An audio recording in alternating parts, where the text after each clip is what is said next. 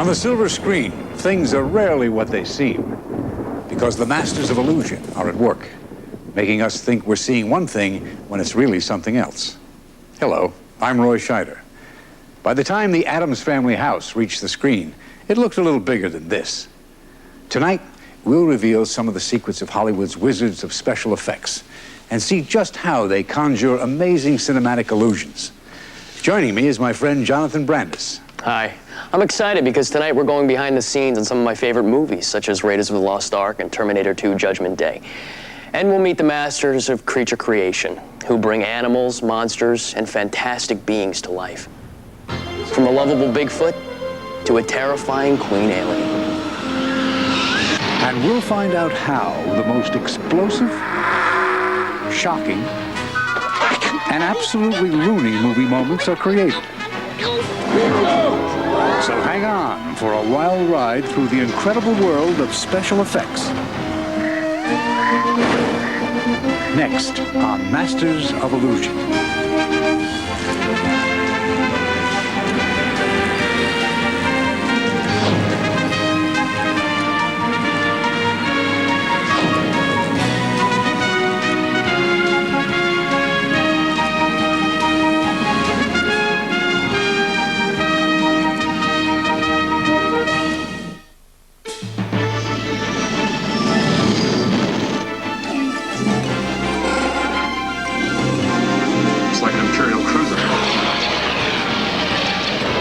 Safe enough once we make the jump to hyperspace. We have traveled to distant galaxies and witnessed the wrath of God.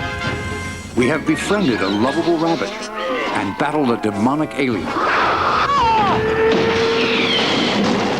We have secured the future existence of humanity and felt a love that has no bounds. Whether young or old, and no matter where we live, we have all shared these incredible experiences, made possible by the wizards of special effects. Here at Alterian Studios, one of Hollywood's most innovative effect shops, artists and technicians create wonderful illusions when the real thing is too dangerous, too costly, or simply doesn't exist. When we purchase our movie ticket, we gladly suspend our disbelief. For special effects are more than mere illusions. They elicit very real emotions and create memories that stay with us long after we have left the theater.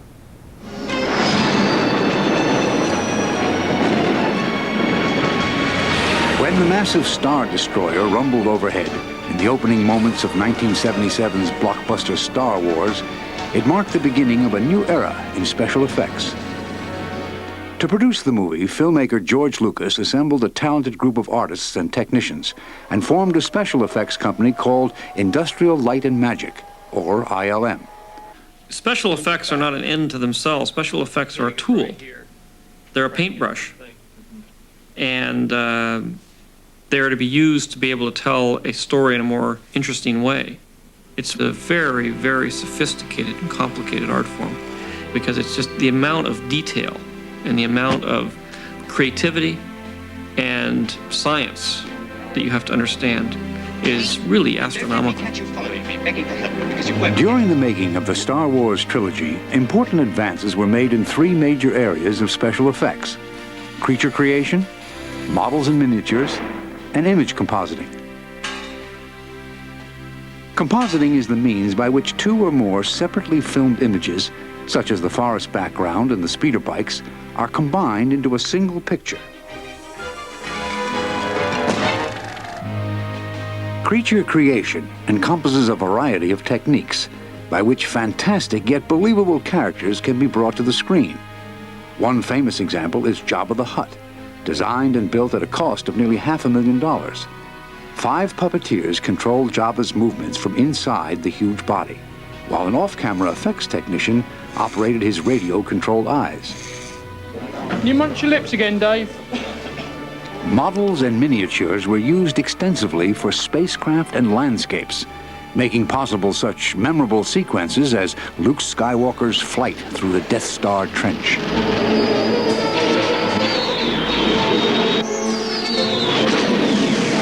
Great shot, kid. That was 1 in a million.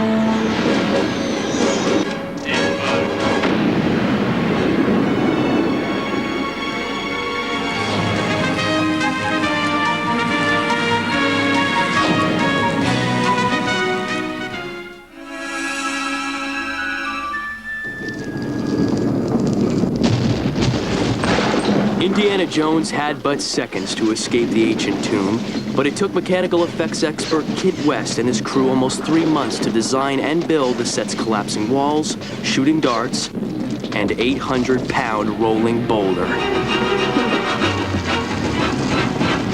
On film, it looked pretty simple, but it was one of those things where we had to have the ball completely controlled so that if Harrison Ford in any way slipped or fell down, the whole thing had to come to a halt. Kit worked closely with director Steven Spielberg during filming, setting barrooms on fire, exploding bullet holes in walls, and about everything imaginable.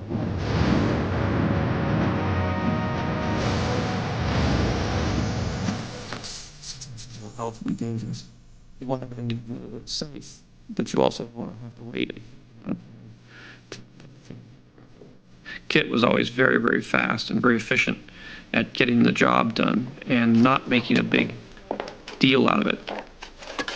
On location in the Mojave Desert, Kit setting up a large-scale mechanical effect for the actions of the Universal Soldier. The movie stars Jean-Claude Van Damme as a futuristic robo-soldier. The film's villains have pursued him to this remote gas station, where they find an explosive surprise.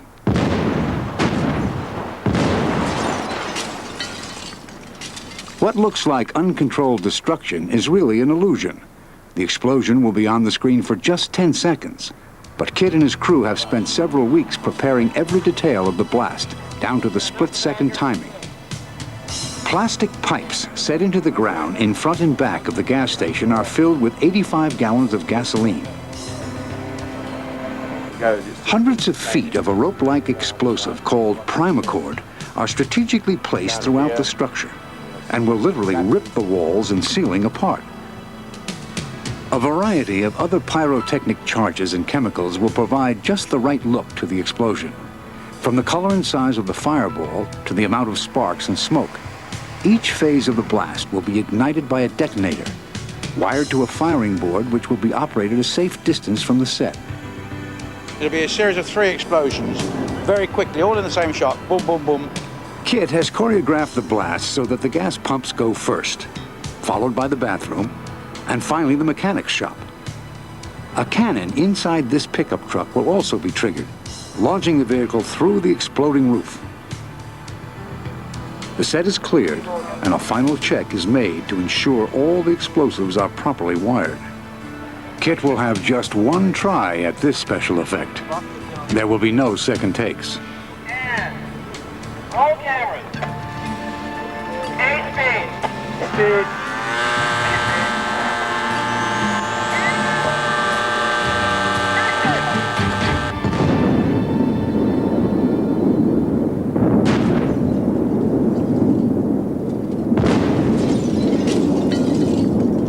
It's like first night jitters in the theatre when the curtain goes up, because you do have butterflies. When you press that button, if it doesn't go, you are in trouble. On the other hand, the wonderful thing is that if everything works well, you have that tremendous elation. You know, you're the number one for a few minutes. While spectacular effects like Kit's explosions are a staple of action pictures, mechanical effects actually have their roots in comedy.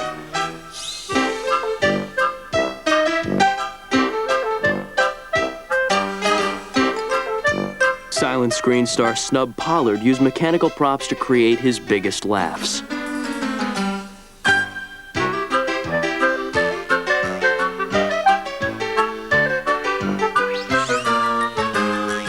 Buster Keaton employed mechanical effects to place his character in comically precarious situations.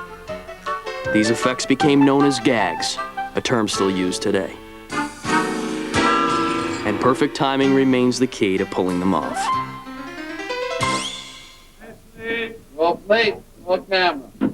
Rolling, And here we go, and... Leslie Nielsen, a.k.a. Lieutenant Frank Drebin of the Naked Gun series, is carrying on the tradition of Keaton and Pollard. When anybody talks about effects in comedy, you automatically go back to the days of silent films. Buster Keaton, the stuff that he did with the building, for example, falling in bango, and can you imagine, having to be in an exact spot with that thing falling? Because if it missed by a fraction of an inch, you have a broken shoulder or a broken head. But what you do for the comedy, but that was an effect. The signature of the Naked Gun movies is the opening sequence, when Nielsen's police car, with the help of mechanical effects, takes a wild detour.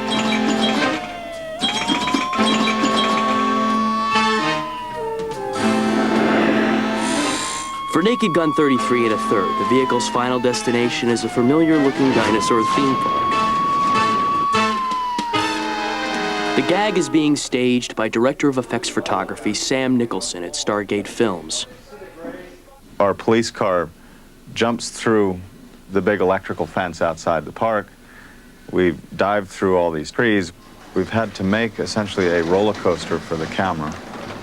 The top of the car and the camera are mounted on a remote-controlled trolley and launched on a ride through the jungle set. But that's just the start of the gag. As the camera emerges from the thick foliage, a tyrannosaur claw rigged to a pulley system will come crashing down on top of the car. And action.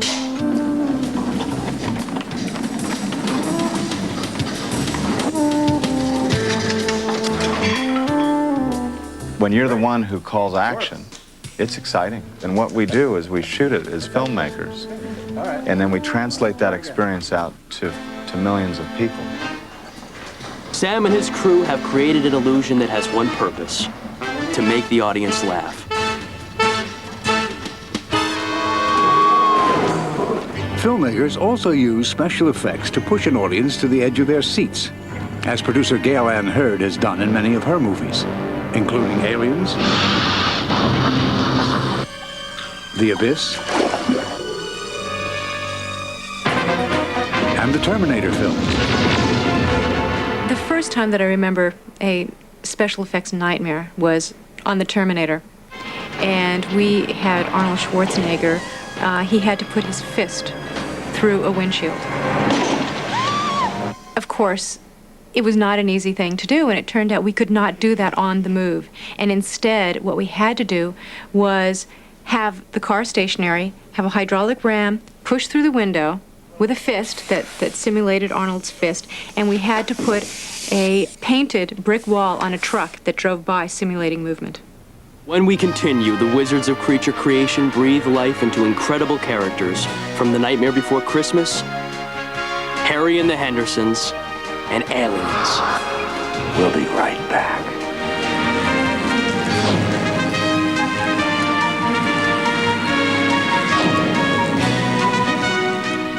It's only a movie. That's what parents tell their children during the scary parts. But somehow their reassurance is no match for Hollywood's creature creators. These are the artists and craftspeople who combine unlimited imagination and creative engineering to bring these fantastic movie characters to life. There are several techniques in the creature-making repertoire, one of which is special makeup effects. The makeup artist starts by taking a life cast or mold of the actor's face using a fast-setting substance called alginate. It is a messy process, but not as unpleasant as makeup used to be. In the 1925 silent classic, The Phantom of the Opera, character actor Lon Chaney tilted his nose up by gluing a piece of clear fish skin from his nostrils to his forehead. Known as the Man of 1,000 Faces, Chaney always applied his own makeup. In The Hunchback of Notre Dame, he used mortician's wax, grease paint, synthetic hair, and a 20-pound plaster of Paris hump to become the deformed Quasimodo. Today, actors rarely apply their own makeup. In fact, once the hardened life cast is removed, the actor is free to go. The makeup artist uses the life cast to form a replica of the actor's face, on top of which anything can be sculpted and then cast in a flexible material called foam latex. And it will fit the actor perfectly. The process of molding facial parts and gluing them to an actor's face is called appliance makeup. It can turn Michael Dorn into an angry Klingon aboard the Starship Enterprise.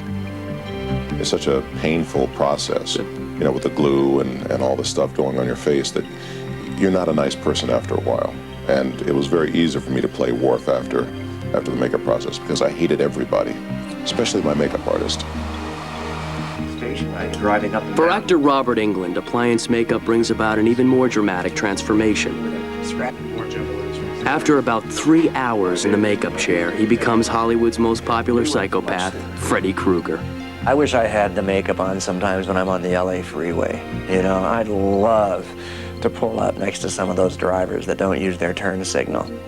Freddy's very consistent. He's absolutely, unapologetically evil. Are we sure we don't have anything that doesn't sting? Though I wish.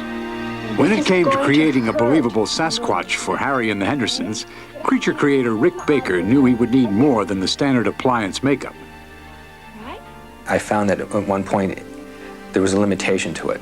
You can only add so much to a person's face before it becomes very masky. And I thought, wouldn't it be nice to not have to deal with actors' faces and make whatever you want? So Rick designed a false head to be worn by 7'2" tall actor Kevin Peter Hall, whose real eyes would show through. Inside the pointed ape-like head were small remote control motors that operated Harry's eyebrows, forehead, nose, cheeks, and mouth. The result was a believable character, capable of interacting with John Lithgow and the rest of the cast. The first time we did camera tests, everyone was so thrilled because it was actually working. All this mechanics was pulling off the amazing trick of persuading people that this was a real animal. The audience makes that imaginative leap. Harry and the Hendersons brought Rick Baker an Academy Award and changed our concept of Bigfoot forever.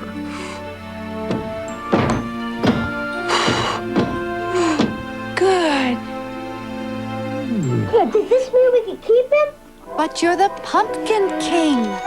Not anymore. While Sasquatch may have some basis in reality, the characters from The Nightmare Before Christmas come strictly from the imagination of filmmaker Tim Burton. In his previous movies, such as Batman Returns and Edward Scissorhands, he created eccentric personalities with special makeup effects. But when it came to bringing Jack Skellington and his ghoulish friends to life, Tim turned to stop-motion animation. The painstaking technique of filming miniature puppets, one still photograph or frame at a time. The animator must move each joint of the puppet's body very slightly, making sure it is moving in the desired direction. Often it can take an entire day to complete just 1 second of finished film. It's a very tense, very, I don't know, I get very nervous every time I go around it because I feel like I'm gonna just knock everything over. One of the biggest challenges was to have the puppets' mouths move in sync with the pre-recorded voices. 400 different heads were made for Jack. They were photographed and scanned into a computer, and a printout was prepared showing which numbered head to use for each frame of film. It took more than 2 years to complete The Nightmare Before Christmas, but the proof of the filmmaker's wizardry is on the screen, where for 74 minutes, the inanimate comes to life. Of course! That's what I'm missing. Thanks. You just...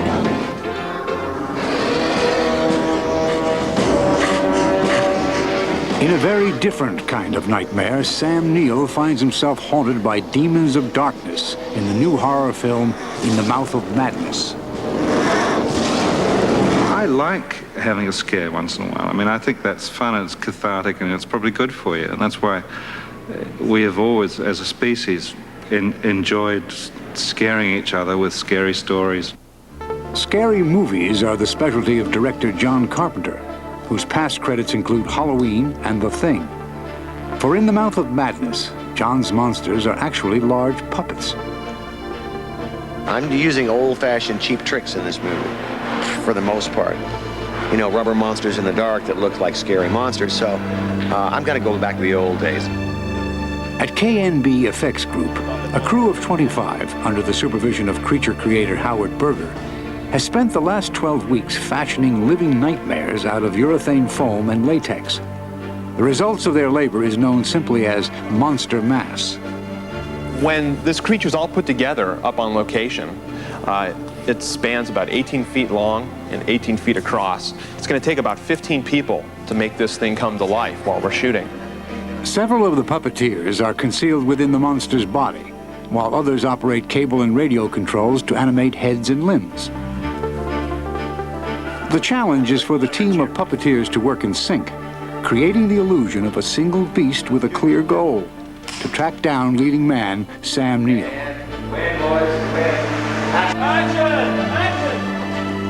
While Sam eluded prehistoric predators in Jurassic Park, he may not be so lucky this time. For the climax of In the Mouth of Madness, Monster Mass is joined in its pursuit by a few friends, including Crab Monster and Meatball Eater. I like Meatball. He's a nice guy. He's got some ferocious gums going. The lesson of this movie is clear. With a somewhat off-center imagination, a few hundred pounds of foam and urethane slime, and a group of talented puppeteers, nightmares can come true.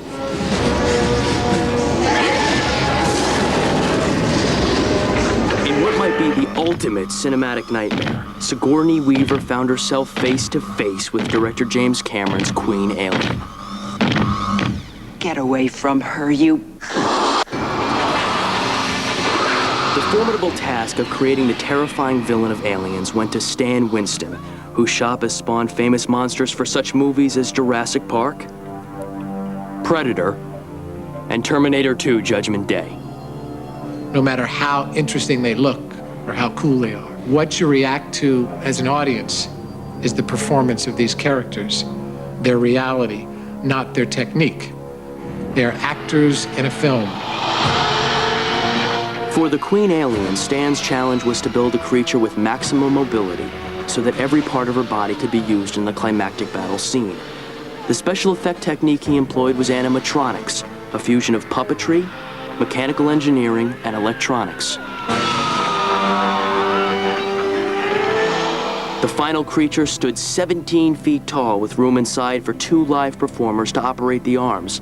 In addition, 14 technicians were required to operate the system of cable and hydraulic mechanisms that controlled the Queen's body, tail, and facial movements. But the Queen Alien was more than a complex animatronic machine. She was as frightening as screen creatures get, demonstrating what the masters of illusion can do when they combine creative engineering and boundless imagination. We are continuing to see what we can do as far as creating new characters and being able to bring fantasy characters to life in a way that is totally real and totally believable. We're helping tell a story, and we're also creating magic. And when those illusions get a little too scary, remember, it's only a movie. When Masters of Illusion continues, we'll journey to the depths of the abyss, the perilous future of the Terminator, and the mysterious world of Alec Baldwin's action thriller, The Shadow.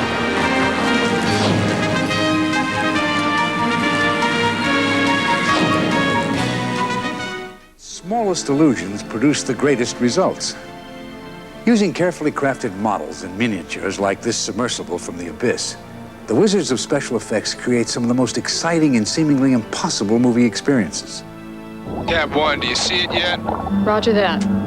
Found it. While many shots, including close-ups of the actors, were filmed in an underwater tank, these wide shots would have been too dangerous and too expensive to shoot in the ocean. The producers decided to film them instead in miniature on a dry stage at one of Hollywood's premier effects shops, DreamQuest Images. Shooting through smoke helped create the appearance of a murky underwater environment. The model's submersibles were suspended from a huge crane-like device and controlled like marionettes. As seen in this time-lapse photography, the sequence was shot very slowly to give the effects crew maximum control over lighting and camera settings. An entire day was required to complete just a few seconds on film. The biggest challenge for visual effects supervisor Hoyt Yateman was in figuring out a way to fit actress Mary Elizabeth Mastrantonio into a 2-foot-long model. Every time you come to work, you're faced with a new problem. And if you take that in the right attitude, it's an amazing and very refreshing type of business to be in because you're constantly being challenged to produce something new. In order to see Mastrantonio inside the cockpit, a 35mm rear projector was built that was small enough to fit inside the model. Film of the actress shot in a full-size submersible was projected, frame by frame, in sync with the camera. 11 months of planning and effort added up to one very believable underwater illusion. Let's keep moving. Remember, we're on a tight timeline. Copy that.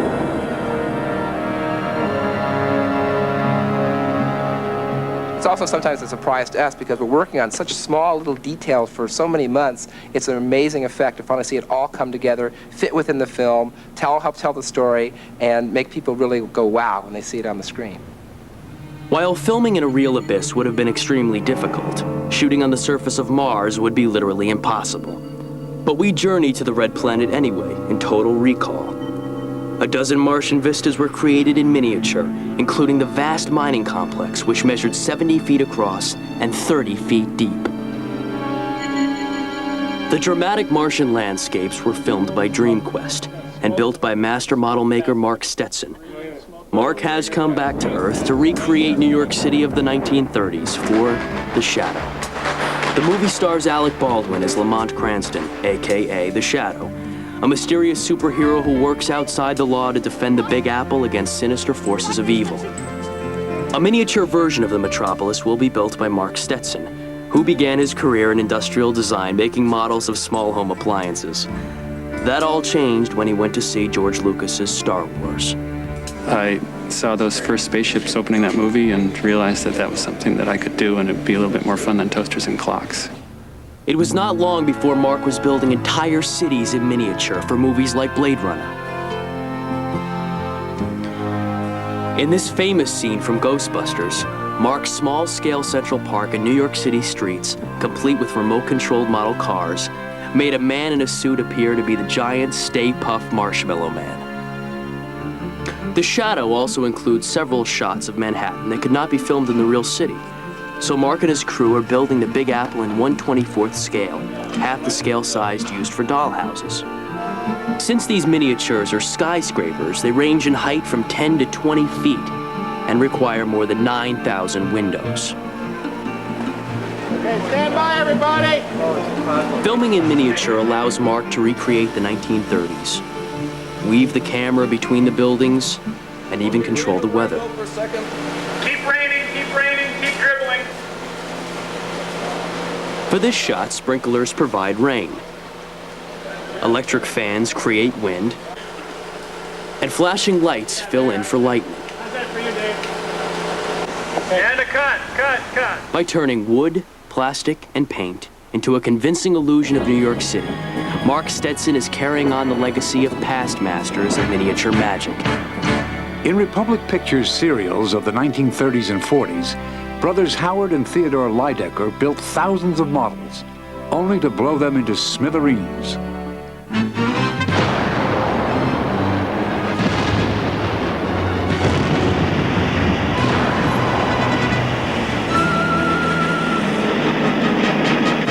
These explosive miniatures paved the way for many of today's biggest blasts.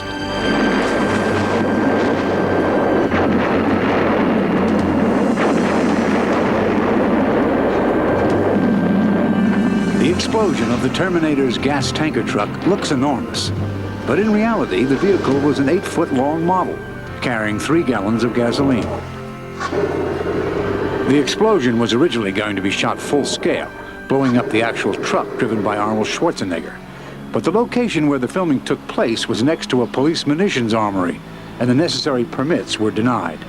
So a model replica of the truck was built, and the location's buildings, street, and parked cars were duplicated in miniature in the parking lot of effects house Fantasy 2. An even bigger challenge was the movie's future war sequence. Effects supervisor Gene Warren Jr. had to stage believable miniature battle scenes that would be combined with full-scale shots filmed with the actors. Gene oversaw construction of a 700-square-foot miniature set of a war-torn Los Angeles, designed to have a grim and gritty look. It included such ominous details as miniature skulls. The futuristic war machines, out to destroy the last vestige of humanity, were built in Fantasy 2's model shop. Miniature combat vehicles, including a 200-pound hunter-killer tank, had radio-controlled treads, turrets, and guns. Aerial hunter-killers were suspended on wire and pulled through the set, which was heavily smoked during filming to simulate atmospheric conditions. An essential element of the Terminator's future war were its explosions.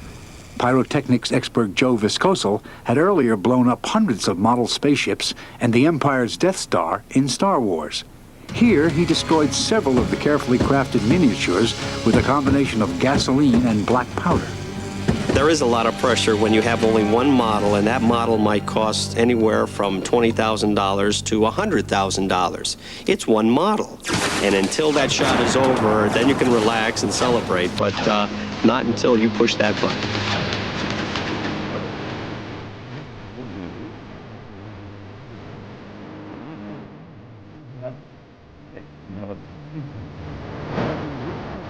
As an impossible fact. When we return, the wizards of special effects conjure famous illusions for Ghost, Gone with the Wind, and Who Framed Roger Rabbit?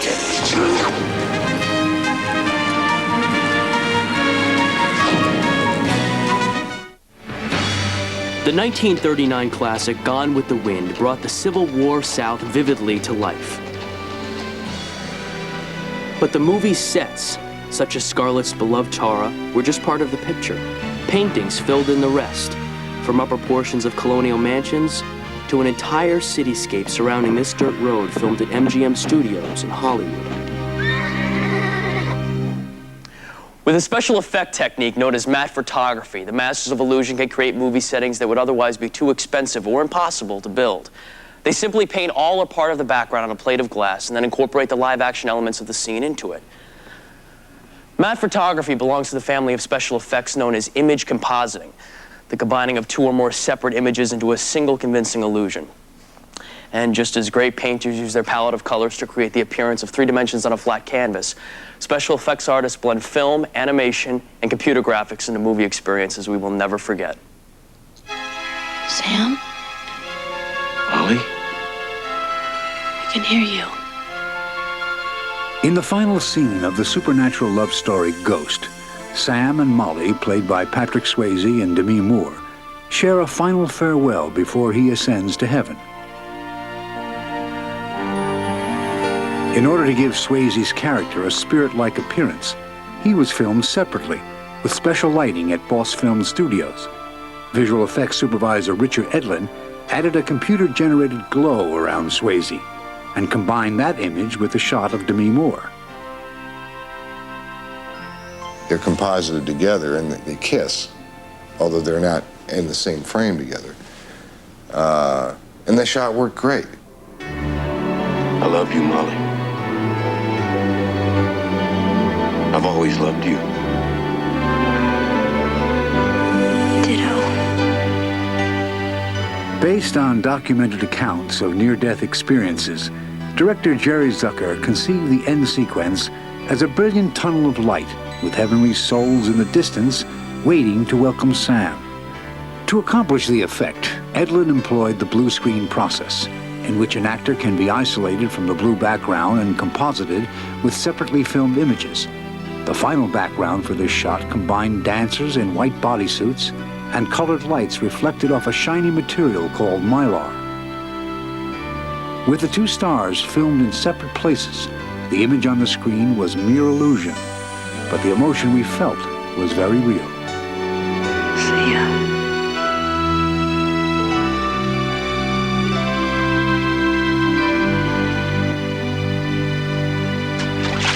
Image compositing can bring even the most unlikely co-stars together, as director Robert Zemeckis proved in the 1988 blockbuster, Who Framed Roger Rabbit. Gee, Pathetti, I was thrilled. You saved my life. How can I ever repay you? My overall goal in Roger Rabbit was very seriously to make sure that the audience completely forgot that they were watching first time ever special effects, so that the effects would be so invisible that they would, you know, be just completely involved in the emotional story of this rabbit. Roger was added to the movie only after completion of filming with Bob Hoskins. If I grab the rabbit like that, with my fingers open, you've got to paint the rabbit on every frame between the fingers, so you keep your fingers closed. Now, that would cost $100,000. You know what I mean? So, Bob, please keep your fingers closed. You know what I mean? For this scene, Bob wore an elaborate contraption that represented a struggling Roger Rabbit. It was a whole structure inside the coat that made the rabbit move. So what we did was worked out where the rabbit was going, because you couldn't just have it moving. It had to be, at one point he's down here. So at another point he came up here, and he had to move. He couldn't be down there if he suddenly stuck his head out there. Roger was then animated to match the contraption's movements and composited with the live-action film.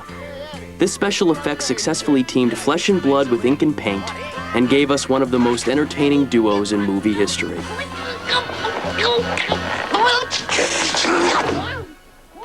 But tell me, Eddie, is that a rabbit in your pocket, or are you just happy to see me? In Terminator 2 Judgment Day, image compositing helped create a single-screen character, the T-1000, played by Robert Patrick.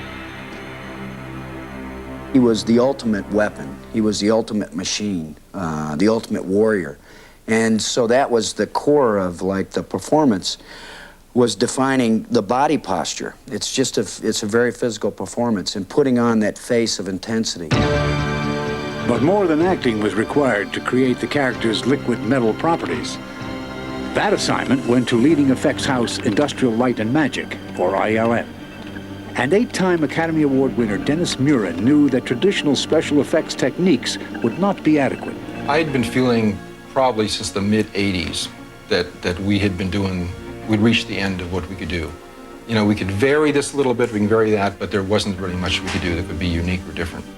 So ILM accepted the challenge of developing a new generation of computer graphics that would be realistic enough to blend with film of a live actor. The first step was to obtain a laser scan of Patrick's face and body. These data were input into a computer, and three-dimensional models of Patrick were rendered. Next, the effects team shot reference film of his walk, run, and other movements. The computer models were then manipulated by effects artists and blended with the live-action film to create T-1000's terrifying transformations. It's a total ensemble effort of technology, film magic, and actor bringing it all together and creating this villain.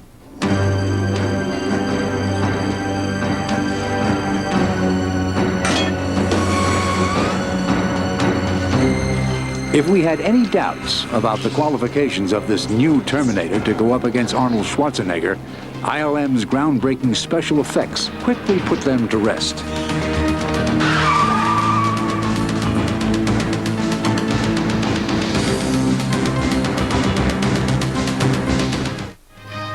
When Masters of Illusion continues, we'll journey into a new world of special effects aboard the Sequest. And go behind the scenes on Jim Carrey's wild comedy, The Mask.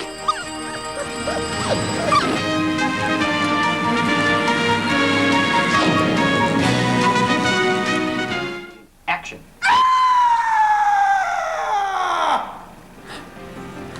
Oh, God. Jim Carrey's comedy, The Mask, combines the computer effects of Terminator 2 and the zaniness of Roger Rabbit. Jim plays Stanley Ipkiss, a bank clerk whose dull life is transformed when he discovers a supernatural mask. Stanley loves cartoons. He's always been into cartoons. And so when he becomes the Mask, there's a certain, at any time his eyes can shoot out of his head and things like that. It's that kind of energy. These are shots which even Carrey, with his elastic face, could never perform on his own. But I can grow a beard. Watch. No. A team of 25 animators at ILM is creating the computer graphics that will turn Carrey into a human cartoon character.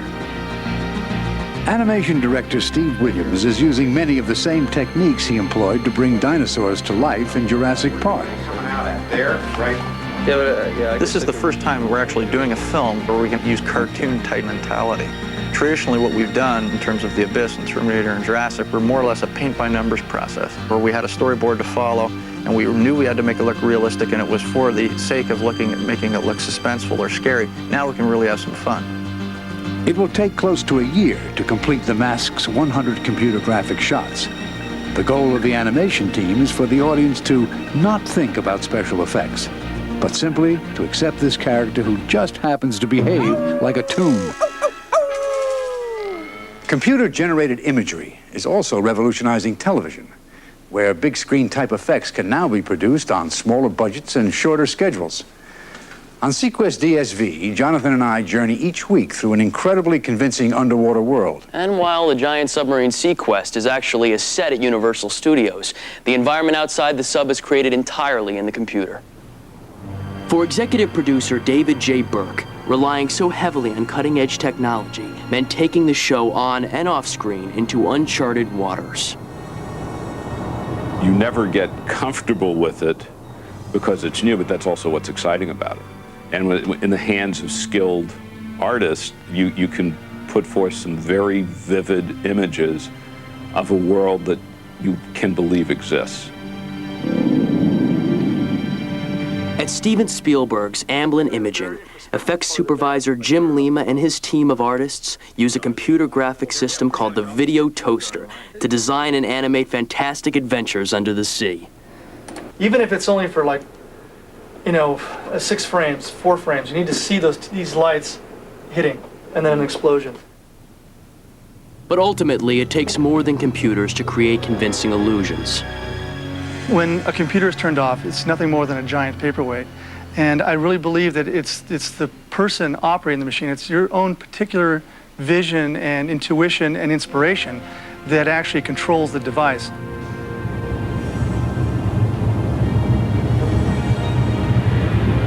Using both new tools and time-proven techniques, Hollywood's wizards of special effects continue to provide us with golden movie memories. Whether performing mechanical effects on the set, breathing life into imaginary creatures, producing big impact with miniatures, or seamlessly blending images, they are determined that the best illusions on the screen will be those yet to come. The last 10 years has been spent for me trying to bring the special effects business to a point where I can do another Star Wars. Most people go to the movies and then they see a movie being made and they say, I had no idea there was so much work. But if you take the making of a movie and times it times 10, you've got what goes into a special effects production. I still am amazed when you have something that's just an idea in your head and you think about it and you know that in a matter of months, it'll be a physical thing that's there and looks alive. And all the time we're learning. I think we never have gotten to the point where we say we know everything. And that's, I think, for me, the challenge of visual effects. We're like magicians, creating illusions that people hopefully will believe. And as moviegoers, we can expect these illusions to thrill, frighten,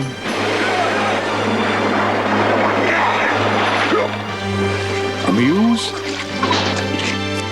and enchant us. All we have to do is suspend our disbelief when the theater lights go down.